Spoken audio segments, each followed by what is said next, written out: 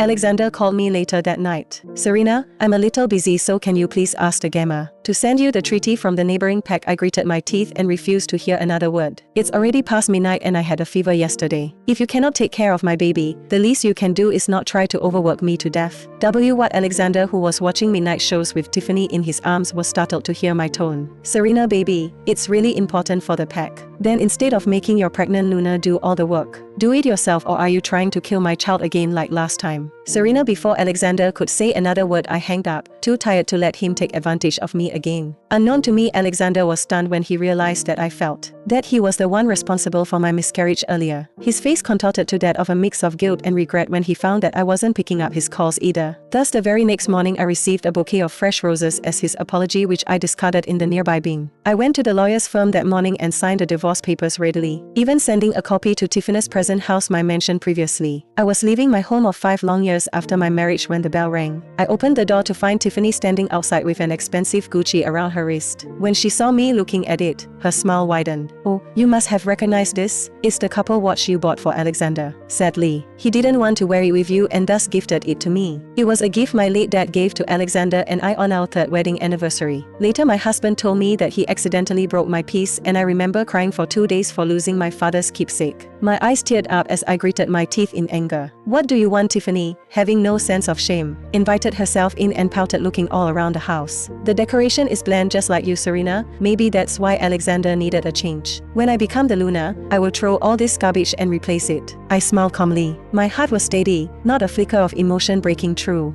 That's all you can do, replacing other people and stealing their belongings. I must have known the very first time I saw you. You were living in my mansion, flirting with my husband, and now even going around shamelessly flaunting my watch. What's next? Are you pretending to be pregnant? Tiffany went pale at that before glaring at me angrily. "So, what if it was all yours now? It all belongs to me. And my child would be the next alpha, unlike yours, who would be abandoned by his father. Really, do you think a selfish and arrogant man like Alexander would discard the future heir for a woman? And by the way, you can have that unreliable, scheming scumbag for yourself. I was the Luna selected by Alexander's father because he found his son to be too incompetent. All these years it was I who managed the affairs of the pack. With both your and Alexander's personality, the pack will soon go down the drain, so I am not acting. You truly deserve one another." While you were sleeping around with Alexander, who do you think took after the families who suffered from the rogue attack? Who was the person that deployed warrior guards and monitored the neighboring packs, being afraid that we would be attacked when I am gone? You will have to do it all alone. Just like me. Alexander had promised Tiffany that she wouldn't suffer a loss, yet upon knowing that all the responsibilities would be shouldered by her alone, she gritted her teeth in frustration. "I would rather free myself from parasites like you instead of ruining my life." My hands rested on my belly as I caressed my child through it before getting up to leave.